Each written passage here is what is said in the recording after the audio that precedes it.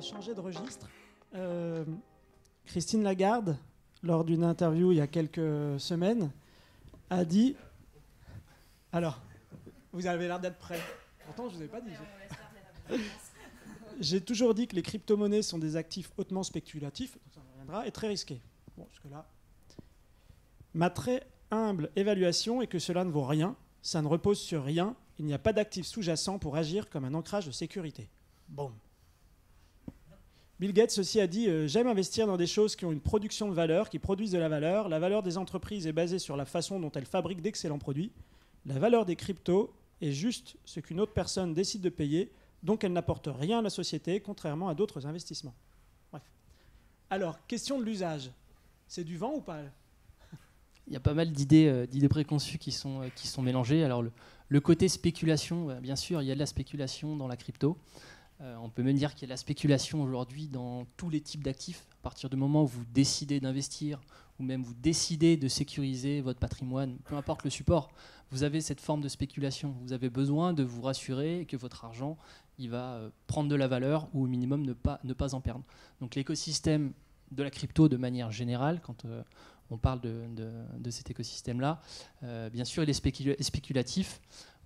On investit dans un projet pour potentiellement gagner de l'argent. C'est un actif comme un actif technologique. Donc aujourd'hui, si vous devez comparer une action, il faudrait identifier par exemple, vous prenez Netflix, c'est un actif technologique. Et si vous regardez d'un point de vue évolution du cours et donc spéculation potentielle face au cours, Netflix, au mois de décembre, il était à peu près à 700 $ l'action. Et aujourd'hui, ça vaut 175 $. Si vous prenez le cours du Bitcoin au mois de décembre, c'était aux alentours des 60 000 $. Aujourd'hui, on est proche des 20 000 $. Donc, on a une valeur Netflix qui a été divisée par 5 et le Bitcoin qui a été divisé par 3. Donc, globalement, l'effet de spéculation, il se retrouve dans tous les types d'actifs. Maintenant, il faut comprendre effectivement, quand on investit dans un actif, quels sont les sous-jacents, comment on crée de la valeur. Donc, pour Netflix, aujourd'hui, tout le monde arrive à comprendre, conceptualiser comment Netflix va gagner de la valeur.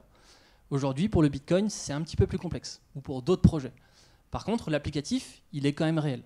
Tous les actifs, tous les cryptos que vous pouvez retrouver sur des blockchains, et même les cryptos adossés à des blockchains en tant que telles, elles ont une forme d'utilisation. Et plus il y a d'utilisation du protocole sur la blockchain ou de la blockchain en tant que telle, plus la valeur de la crypto va augmenter. Et inversement, quand l'utilisation se réduit par rapport à ce protocole, la valeur va diminuer. Donc c'est très proche de ce qui se passe dans une entreprise. Aujourd'hui, quand une entreprise vend des produits, plus elle vend des produits, plus elle est valorisée. Inversement, quand elle est en décroissance, sa valeur descend. L'idée du cryptoactif, effectivement, c'est que c'est la valeur d'usage qui va définir la valeur en tant que telle du cryptoactif. Donc on n'est pas en train de valoriser des actions comme vous avez pu l'habitude de le faire en bourse. Là, on est vraiment sur la logique d'usage et de comment on va se servir de la crypto, donc qu'on appelle le token, dans le cadre d'un protocole. Et ce protocole, il y en a aujourd'hui des milliers à travers le monde. Vous avez des protocoles qui vous permettent de faire des emprunts, vous avez des protocoles qui vous permettent d'investir dans l'immobilier. Vous avez vraiment une multitude aujourd'hui de protocoles qui existent. Et la spéculation, bien sûr, elle est autour de ces projets-là. Alors il y a le côté novateur, il y a le côté aussi où les gros titres des journaux vous laissent penser qu'en investissant 100 € dans une crypto, vous allez être millionnaire demain. Effectivement, ça arrive, c'est possible, mais ça reste à la marge. C'est vraiment une toute petite partie de la population. Mais globalement, les gros titres, effectivement, sont toujours autour de cette hyper-spéculation ou au contraire de ce risque de tout perdre instantanément quand on investit dans cet actif. Je vais rebondir pour les plus vieux qui ont des cheveux blancs dans la salle. La situation d'aujourd'hui sur les cryptos, elle est très très similaire à ce qu'on a pu connaître dans les années 2000 avec la bulle des dot-com, où les modèles économiques des startups, ils n'étaient pas très très évidents à conceptualiser ou tout du moins à valoriser. Et on a vu, il y avait donc juste avant une pléthore de liquidités sur le marché.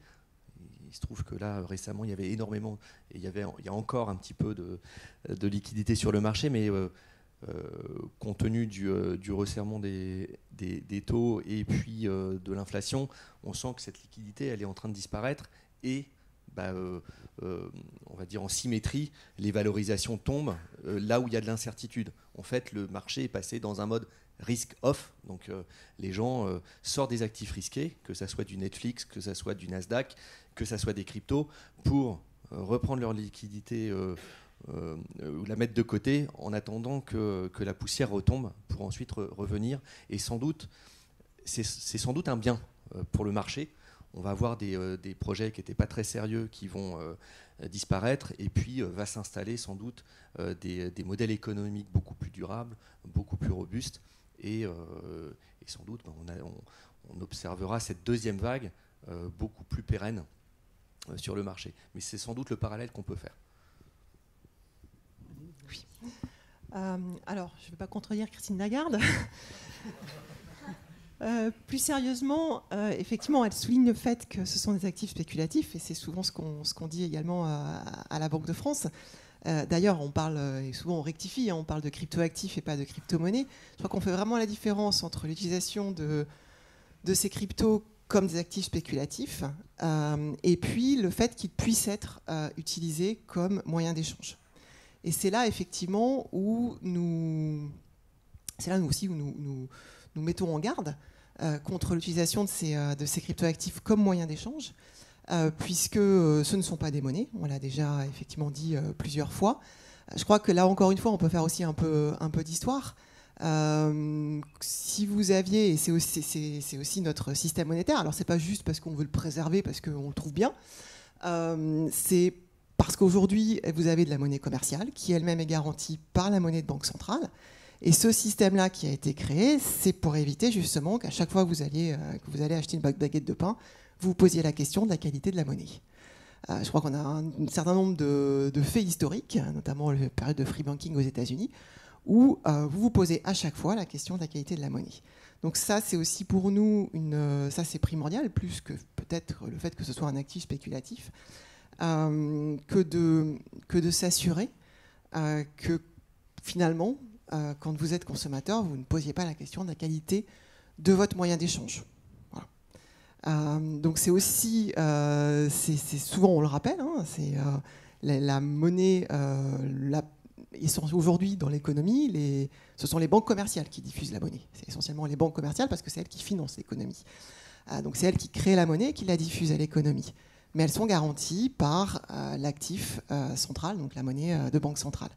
Et ce système-là, encore une fois, le fait de le préserver, c'est pas uniquement parce qu'on le trouve bien, c'est parce que ça permet avant tout aussi de protéger et d'assurer la consommation et le lien avec ce que Christine Lagarde appelait tout à l'heure, l'économie sous-jacente. En tout cas, je ne sais plus quel terme elle utilisait, mais en tout cas le fait qu'il y ait un lien réel avec l'économie réelle.